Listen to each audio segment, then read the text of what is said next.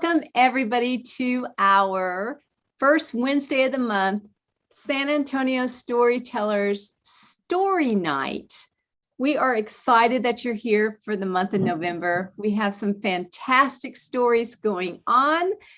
And of course, if anyone would like to join in, just put it in the chat that you have a story you would like to share. We actually have a handful of folks already volunteering, which we are elated about. I'm just kind of moving things around here. I'd like to say hi to our SASA board members who are here. I see Veronica and John Hale, who, by the way, is our host. Thank you. And Karen Archer is actually one of our SASA members, but she's running the show in the background for us. Thank you. And Pat Schieffer's here. And I do see Jane McDaniel, who's here, which is fantastic. She's actually in a car. So, and it looks like Susan Whipple is joining us. So again, and Judy Alton is actually from, Judy, you're from the Houston area, I believe, right? Yeah. So, and of course, Nathan is one of our SASA members. So nice. And John and Lori are both married and together. And then we have a new SASA board member, Anne Marie Blue. Mary Ann Blue. Sorry, it's been a long night. So there we go. Before I get started, there's always going to be a few announcements. So again, if you have an announcement and you're just joining us, go ahead and put it in our chat. And that would be really helpful to everybody. And I'll try to announce that as we go on. We do have a celebration that we're excited about because we're sharing our celebration with Waco's Heart of Texas Storytelling Guild.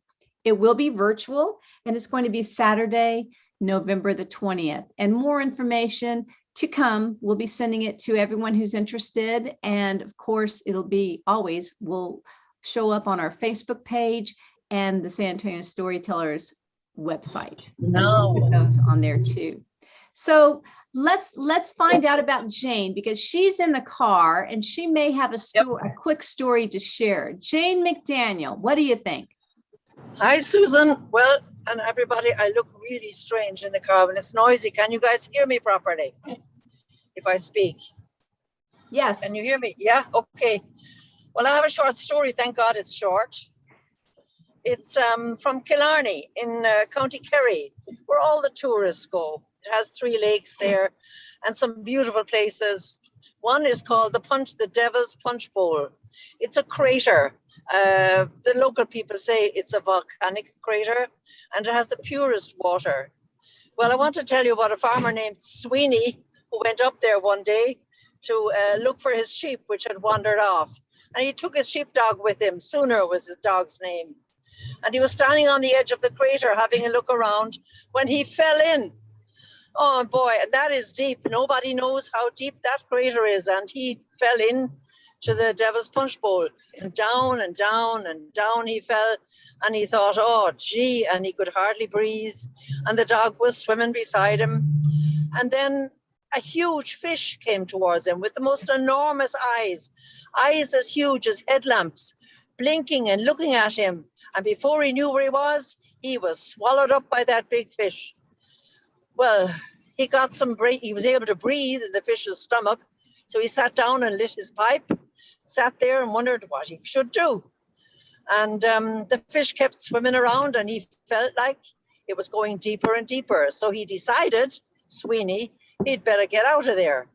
So he tried to crawl up the fish's throat.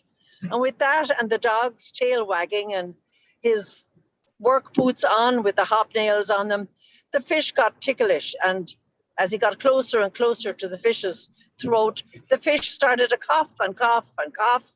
And he coughed up Sweeney out into the water. Well, Sweeney, the survivor, blew smoke into the fish's eyes so the fish couldn't swallow him again.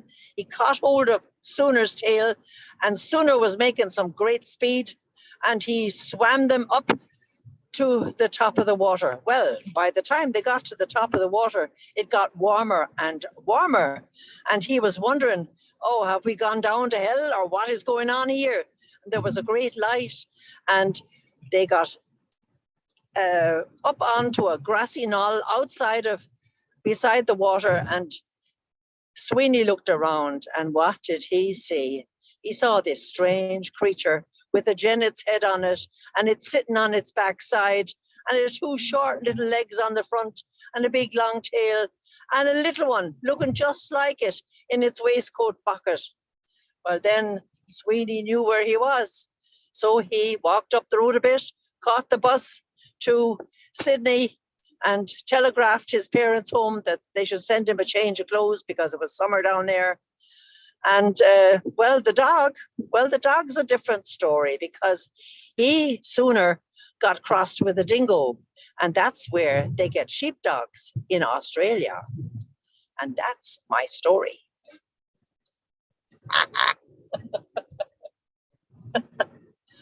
Yep. And we That's believe the truth. every word of that. Did you hear every word of it? And we believe it. Yes. Oh, yeah. Very well told. Thank you so much, Jane. Thank you. You're welcome. Thank you for showing up. That's amazing. Yep. She's in the car, and honestly, your face right into the camera was perfect. Loved it. Thanks. All right. Well, we're going to the C.S. Lewis film, so that's where we're on the way tonight. Have fun, you guys.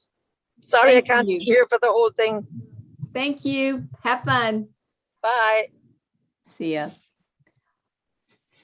Our next storyteller doesn't live here in San Antonio, but we wish she would, because she really is friends of the San Antonio storytellers. She tells so often with us because we love her so much and ask for her to come back over and over again. And without further ado, I believe from Justin, Texas, outside of Dallas, Fort Worth, I'd like to introduce to you Elizabeth Beeman. How about giving her a big hand? Yay! Thank you. Yay!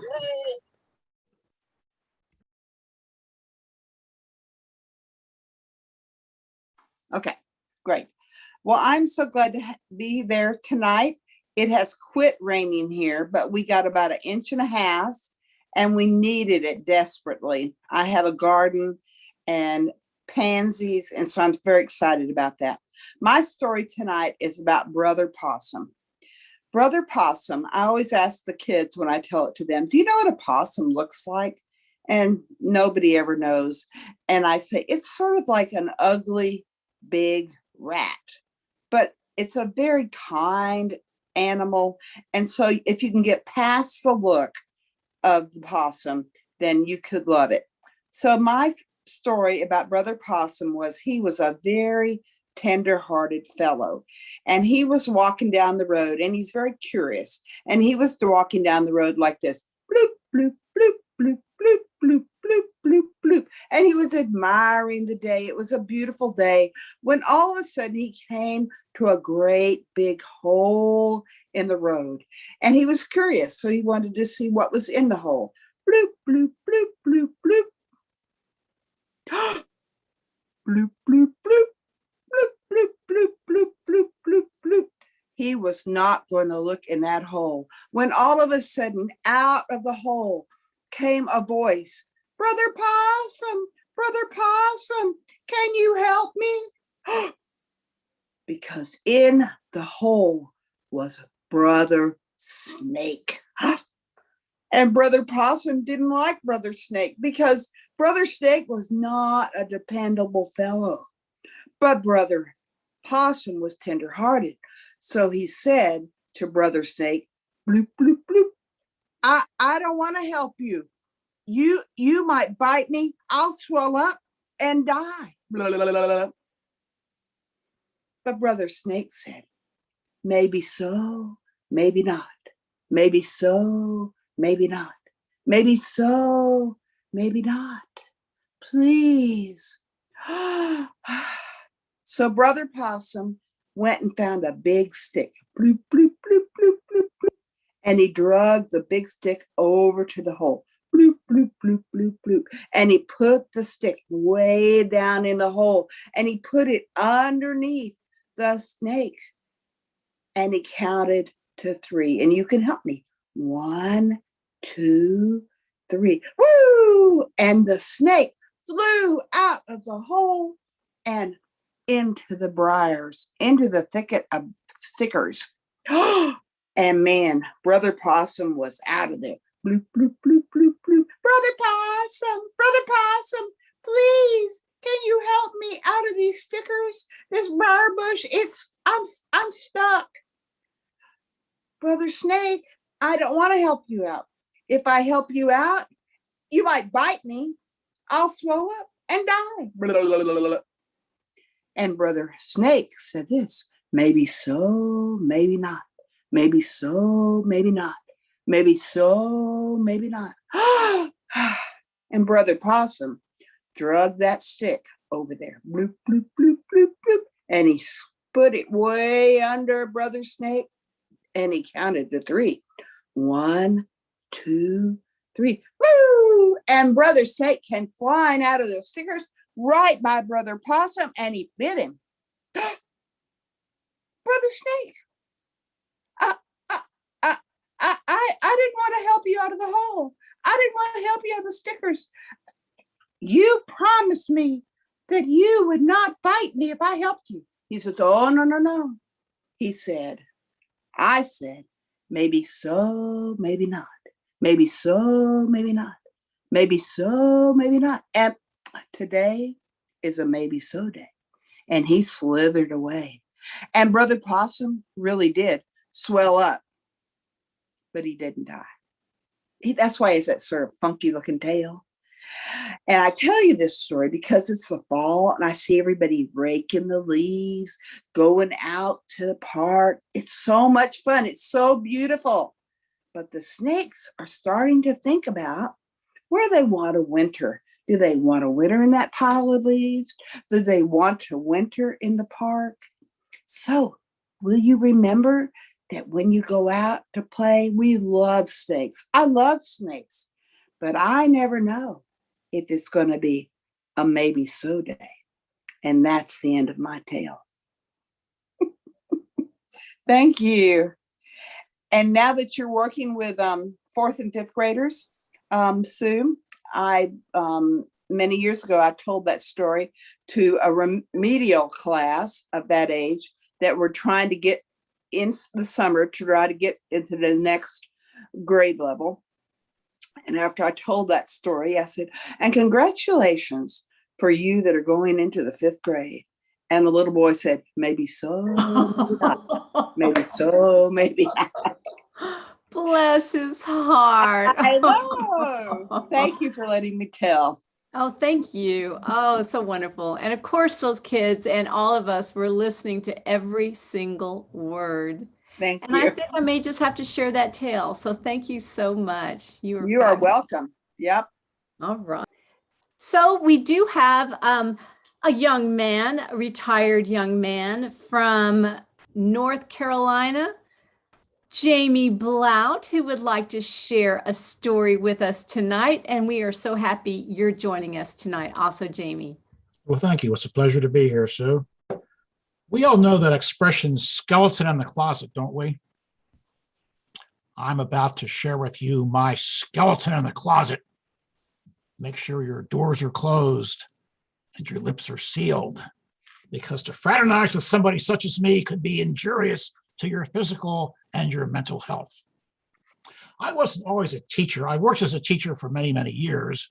But before that, I worked as a salt salesman. Salt, S-A-L-T. Did you know such people exist? I remember telling my godchild, my goddaughter, once I was a salesman of salt, and she said, I think you have a funny job.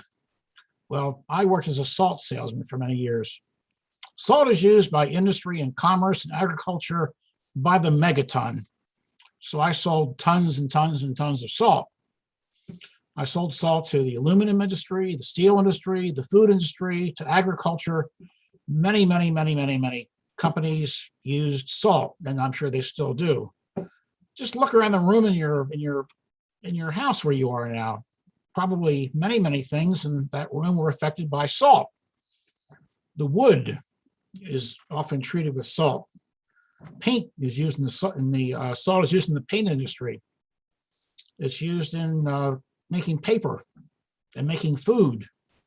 So salt has many different uses. Now, is it surprising that the title of my story tonight is Salt? Yes, I'm going to tell you a story about salt.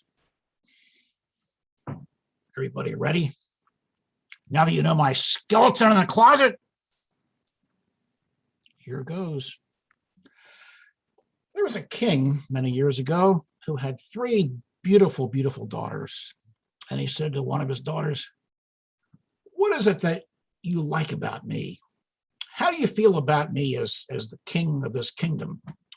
And she said, "Oh, father, I think of you like the way the doves like grain.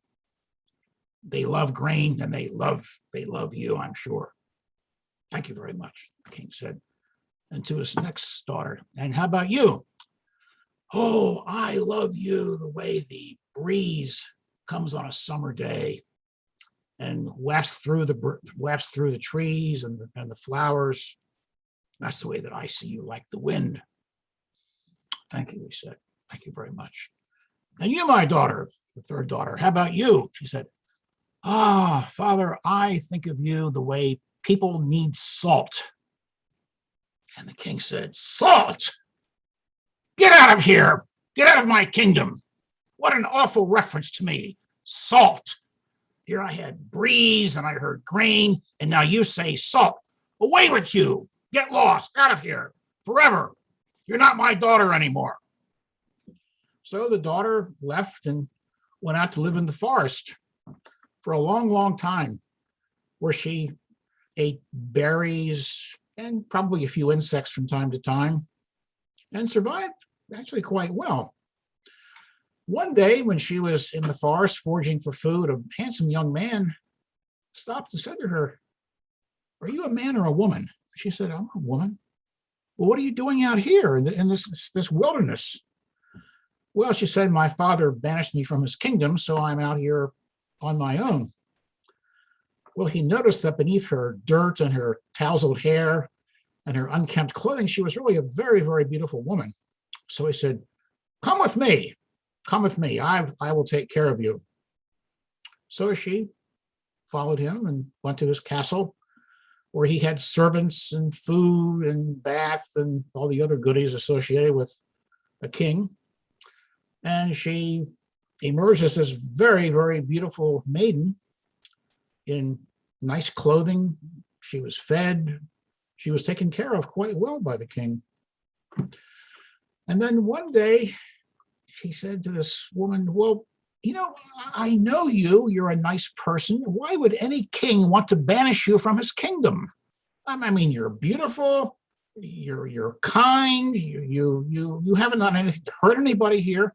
Why on earth would the king banish you from his kingdom?" And she told him what happened, that she said he was like salt. The people need salt, and you're like the salt that the people need and like.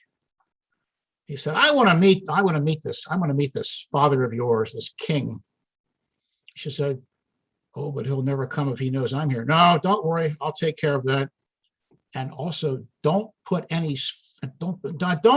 me what to feed him. I'll take care of that. You just make yourself scarce, and I'll entertain your father." So the father arrived a few weeks later with his entourage of bodyguards and horses, etc., and was treated to a banquet with a number of other guests. But before the banquet, the king said to his cook, "Now make certain that when you prepare the food, that you don't put any salt in the king's food. He doesn't like salt." So as they were sitting at the banquet table, the king was offered a bowl of soup. He put a spoon into the soup and tasted it, and that soup needs salt. It's no good. And then he noticed there was some bread on a tray next to the soup. So he took a bite of the bread and thought, "This bread is terrible. I can't eat this. Doesn't have any salt in it." So he said to the host, you know, you invited me to your home. You've entertained me lavishly, but you didn't put any salt in my food. Why would you ever do a thing like that?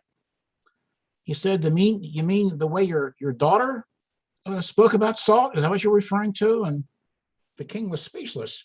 Then he beckoned the young maiden to come into the dining room where they were having dinner.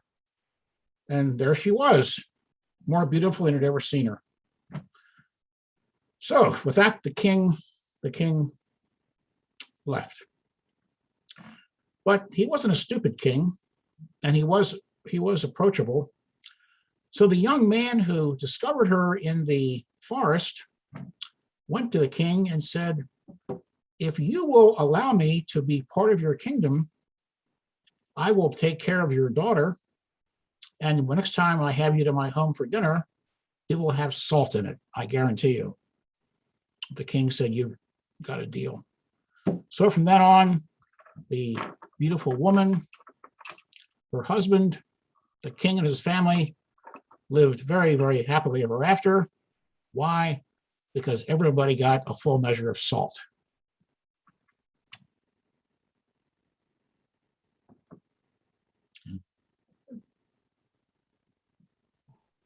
Love that. Oh my goodness. Yes, salt. Oh my goodness. And I did not realize that that was the business that you were in for a while. Pretty amazing.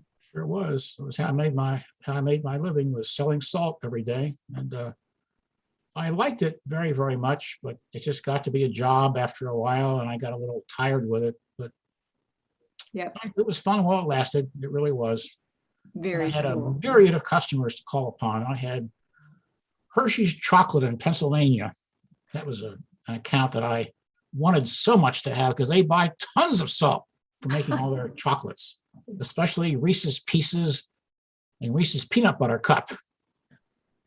And I sold to pretzel factories, potato chip factories, paint factories. Oh, I sold to a myriad of places, and it was just a really, really fun job in many ways. But after a while, I just got bone weary of being on the road every day and waking up in the middle of the night in a hotel saying, where am I? Where am I? Am I in Pennsylvania or am I in New Jersey? Where am I? So I thought, it's time to move on. So well, that was a perfect story that you connected to. So thank you so much. Oh, thank you. Thank you for being such a fine audience. You bet. All right, we're going to try Judy again. Judy Alton again. She's from Houston, and when it comes to her job, she is very much connected to NASA. Although the story that we're about to hear is going to be amazing for all of us. I know the title, but I'll let her give it out. How about a hand for Judy? Can you hear me now? Yes. Oh, okay. I like to tell you about who do you trust for your science advice. And it occurs to me that when I was a child, our science advice looked very different. I remember a small black and white television screen with a fuzzy picture. And on it, one might hear DuPont people say, better things for better living through chemistry, like cellophane or Dacron. And there was a sophisticated young woman who was advertising for pretties and practicals, gold nylon. Now, I think pretties and practicals may be code for underwear. If that's true, nylon is certainly better living. And what would we do without things like spandex? Would Michael Phelps ever have won a gold medal in the 100-meter butterfly without spandex? Or more recently, Kevlar for protection against projectiles. But I digress. The relationship between the general public and science. And my years at NASA as a scientist, I've encountered people with an interest in science for all sorts of reasons.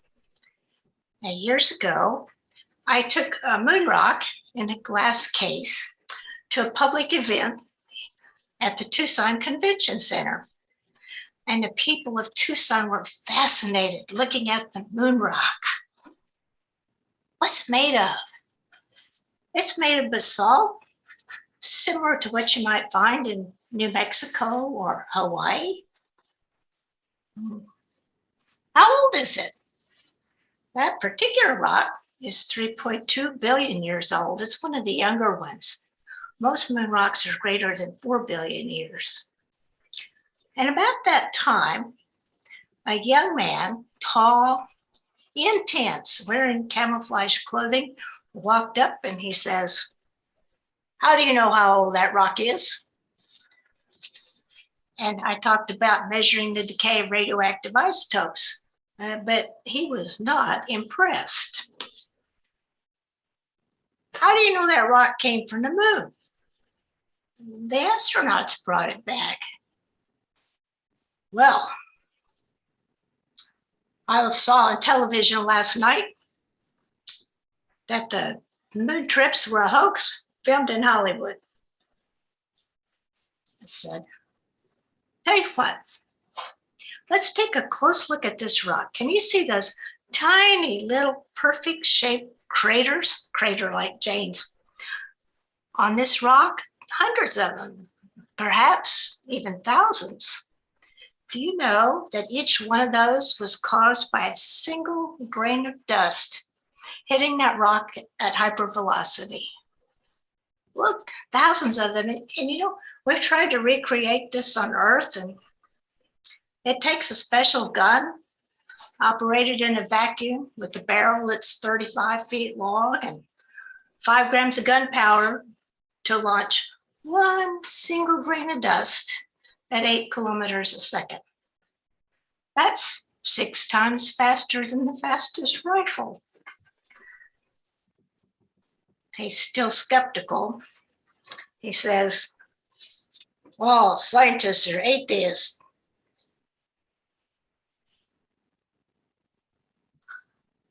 Let me introduce you to my colleague. This is Brother Consolmagno of the Society of Jesus, and he's curator of the Vatican meteorite collection. Yes, the Vatican has a meteorite collection. I think you and he might have a good conversation. So Brother Consolmagno and our guest walked off to have a private conversation. And I don't know what they said, but I'm sure Brother Consolmagno was the right person to have this conversation. He's a well-known planetary scientist. He's written several books. Brother Astronomer, The Adventures of a Vatican Scientist. Or God's Mechanics, How Scientists and Engineers Make Sense of Religion. And then there's this one. Would you baptize an extraterrestrial? Now, I think that was a question someone wrote into the Vatican and they decided to try and answer it. Well, I wrote to Brother Consolmagno to ask permission to use his name in this story. And he wrote back, "If my mere existence can bring a laugh, my life is complete." Well, it's been several years since I saw Brother Consolmagno. Last time was in the security line at Bush Airport, and he was wearing a sweatshirt that said, "Neutrons are Catholic. They have Mass."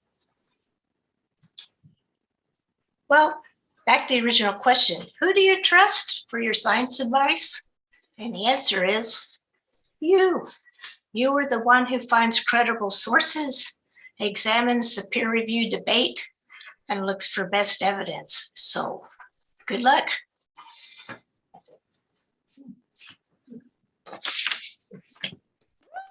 That was amazing. Thank you so much, Judy. You were fantastic.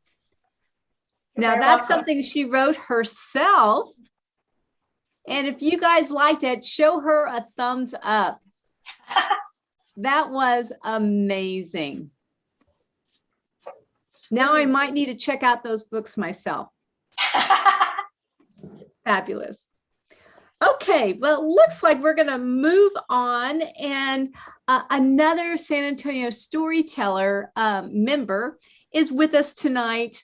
And maybe even her better half is here too.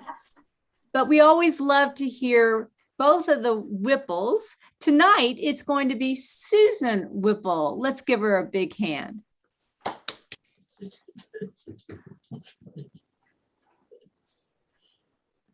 Glad to be here. It's a nice group. Here we are in November, and November is a month of thankfulness. So my story is going to have a little bit of that. And then pretty soon it'll be December. And here we come with Christmas and Hanukkah. I'm always curious as to why people confuse these two holidays and think they're very similar. Maybe just because they happen about the same time of the year. But they're not at all alike. Christmas, as you know, is one day and it celebrates the birth of Christ. Hanukkah is 8 days. It's called the Festival of Lights, and it's a symbol of religious freedom. Happened many, many centuries ago when the Greek Syrians conquered Israel, and they desecrated and defiled the beautiful, beautiful temple in Jerusalem. It was a terrible thing what they did. And later on, when the Jews finally ousted them and tried to put the temple back in order, it was a big job. But they found at one point the little oil lamp that used to have a burning flame, and it was always in front of the ark that contained the Holy Torah scrolls. So they found this lamp and they were overjoyed because they really needed to put it back where it belonged and have it start burning again night and day. But they found some oil, but only a little bit of oil, only enough oil to last one day and one night if it were burning. Well, they sent emissaries back to the capital to get some more consecrated oil. But in the meantime, there was a dilemma: what to do? Should they light that little bit of oil and let it burn for the day and the night, and then it would grow dark again? Or should they wait until the other supply of oil came? They finally decided they had that oil and they really needed to light it, and they did. And that was when a small miracle occurred. The oil that was only enough for one day and one night lasted 8 days and 8 nights. And so began the holiday of Hanukkah.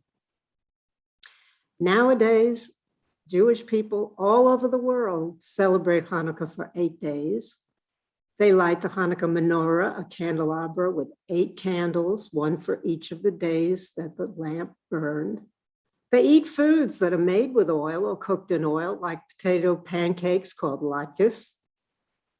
And they give gifts, sing songs, but the gifts are given mostly to the children. Well, the story actually begins almost 60 years ago. And it's about a young family. The husband's name was Michael and the wife was Carolyn, and they had 2 young children. They had Jeffrey, who was 3.5 years old, and they had little Emily, 2 months old and adorable. They lived in Boston, and they decided that Hanukkah they would go to visit their family in New York and stay with each family as they could. And that way it would give them a little vacation, and it would be very economical because they couldn't afford anything at that point. The thing was that they had to get back in time for Christmas Day because Hanukkah and Christmas happened to come out together. Now, I already said that Christmas comes on December 25th, but Hanukkah is calculated by the Hebrew lunar calendar. So it could start anywhere from the end of November until the middle of December. But this year they were kind of coinciding. And Michael had promised to cover for some of the people who wanted the day off on Christmas. Well, they went and they spent a few days with Michael's family, and they had a wonderful time. And of course, little Emily was the star attraction.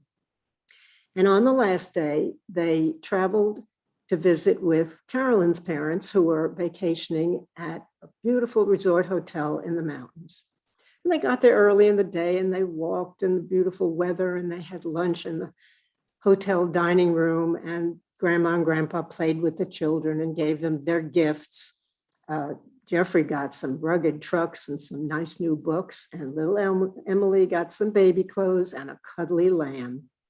And about 4:30, they said they better get going because it was about a 5-hour trip to Boston and they needed to get going and at least travel a little time in the daylight. And so the kids were put in the car. It was before the great car seats that they have now. And so they settled Jeffrey in his little booster chair, and Emily was in her bassinet next to him. The grandparents hugged and kissed everybody goodbye, and Carolyn's mother gave her a special hug and a kiss, and at the same time, she put a crisp new $20 bill in her jacket pocket. And she said very quietly, "This is for you. Use it for something you would like to have for Hanukkah." And the family left. Now, you have to remember that being that this was almost 60 years ago, a $20 bill is probably pretty much like well over $100 now. So it was a very nice gift. Anyway, the family started off and they traveled north on the New York Thruway to Albany. And then they headed east on the Massachusetts Turnpike. And by this time it was getting a little darker. But the turnpike had been constructed through mountains, and they could see the great towering mountains on one side, rocks sticking out all over the place, very tall, very rugged. And on the other side of the road were deep drop-offs. There wasn't much traffic because, after all, it was Christmas Eve and most everybody was where they wanted to be. The children were quiet, everybody was fine, and the car was doing well, and they were going the speed limit, which was 65 miles an hour. And it got darker and darker. It was night, after all, in the end of December. And all of a sudden, the lights went off. Now, when I say the lights went off, I don't mean just the headlights. I mean the dashboard lights, too. Every single light on that car went off. And here they were in pitch ultimate darkness on a road with mountains and drop-offs going 65 miles an hour.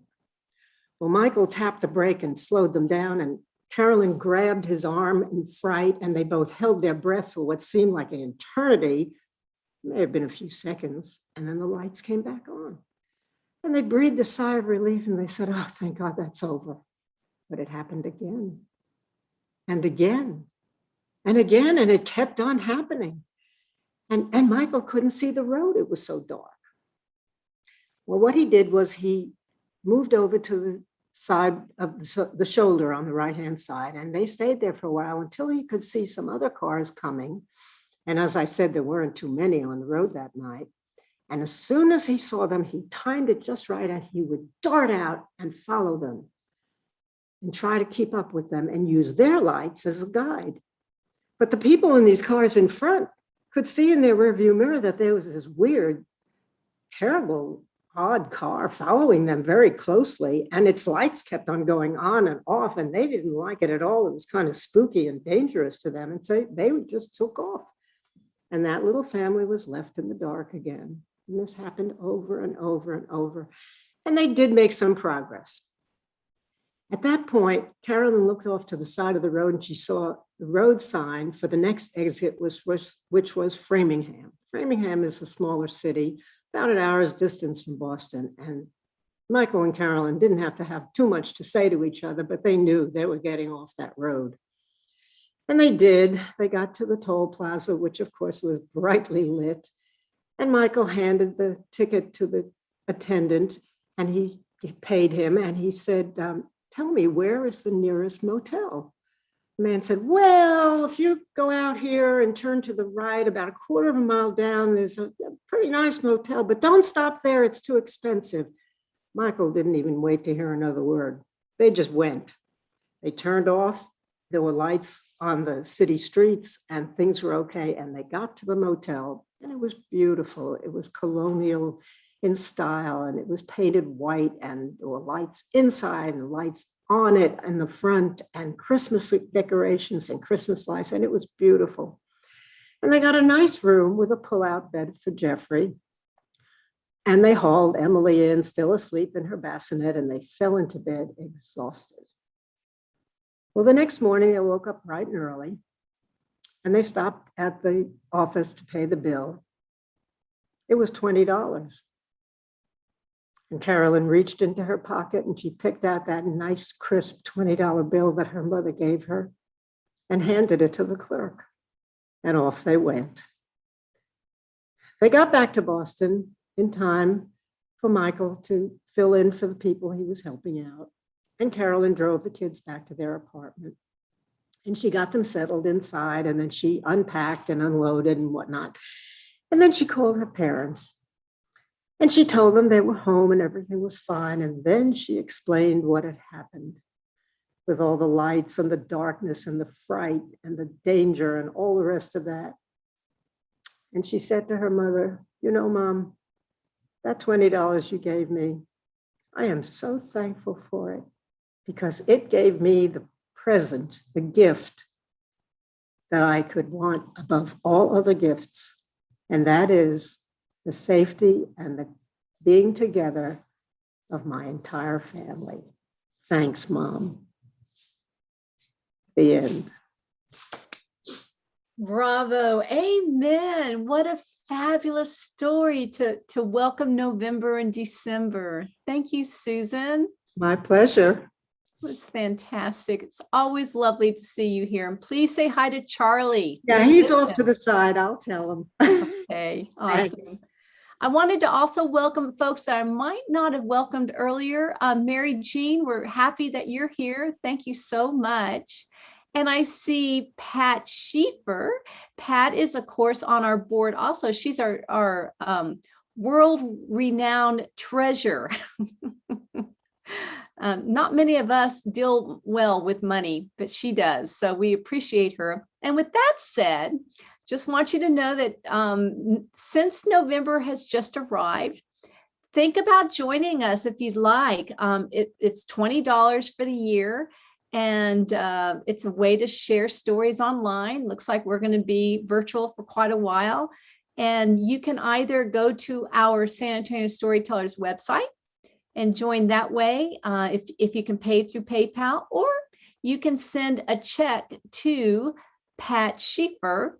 And Pat, if you can use chat, maybe could you put your address in the chat box?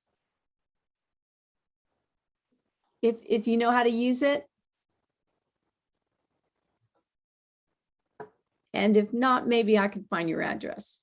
But we sure appreciate you thinking about it. We'd love for you all to be here with us. We'd love to always have storytellers, whether you join us or not. So this is always a welcoming, free area for everyone to share out stories they're working on, or stories that are their favorite tales and you'd like to share them with us. So thank you all for being here no matter what. With that said, I'd like to introduce to you another SASA member who we love. He tells fabulous stories and poetry and tells them with such enthusiasm and excitement. You cannot help but smile throughout every word.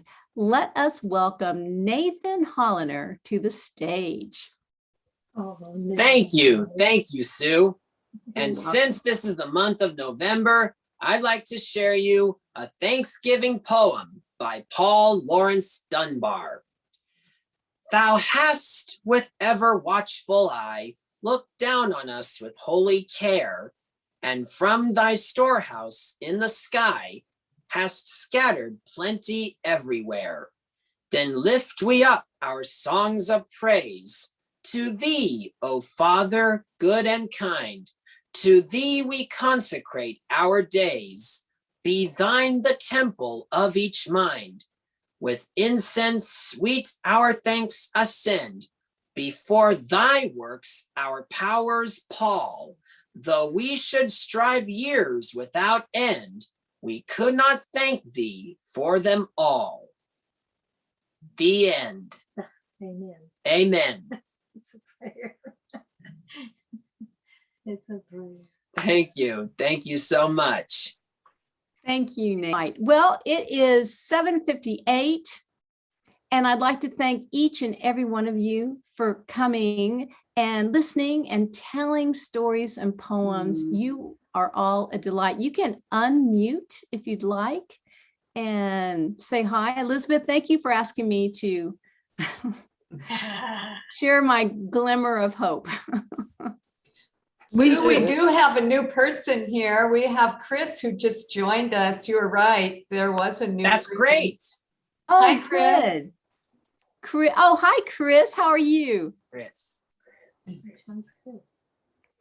That's Chris right there. I see her. Chris, we're just finishing up, but would you like to share anything, a poem or a story? She's muted. Well, maybe somebody should unmute her. Oh. She's trying. She's trying. She has to unmute. Somebody else. We can't unmute Mhm.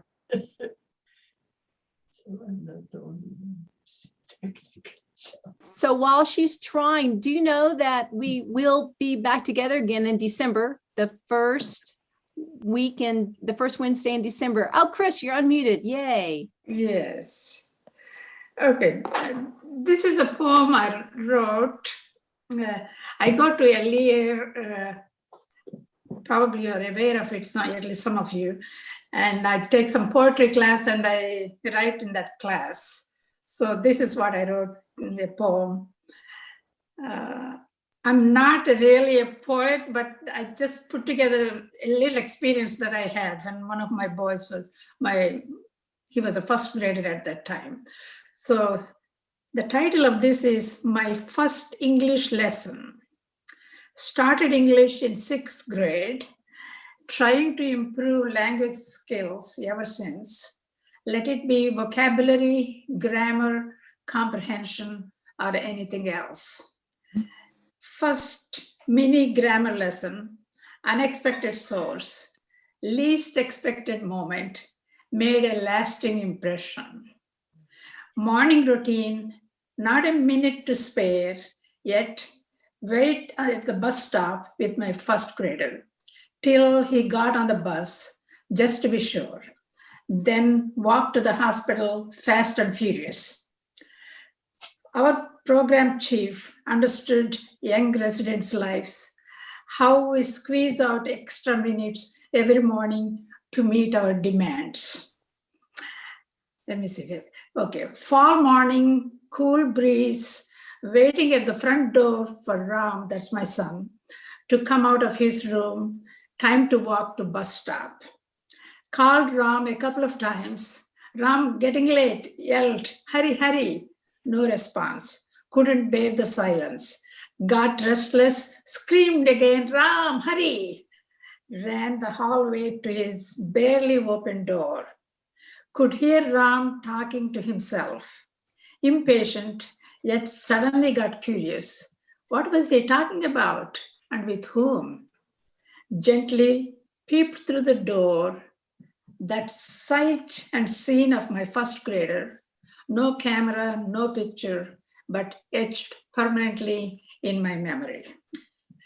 Ram stood in front of his closet, brand new winter jacket in hand, uttering slowly something, totally concentrated. Started listening to him as he uttered every letter on the label, trying to pronounce and read. Out of curiosity, I remained quiet. What I heard at that moment was indeed most memorable. I'm reading the word dry, D-R-Y. Uttered the sounds D, R, and Y. Pronounced the word dry. Next word, clean. Started to pronounce S, L, E, A, N. Put the sounds together, did not like the sound clean, started sounding all the letters again, one by one. He paused at E and A, started talking again. When two vowels come together, the first vowel gets the long sound. He pronounced again, clean, no, clean. He liked the way it sounded. Read the whole label again. All wool, dry clean only, without any hesitation. Next second, both of us ran to the bus stop, nonstop. Wow, made it to the bus, made it to work too. My first lesson in English grammar, most unlikely teacher ever, my adorable son Ram. Can I ever forget? Never, never. That was my story. Dry clean. That's a cute.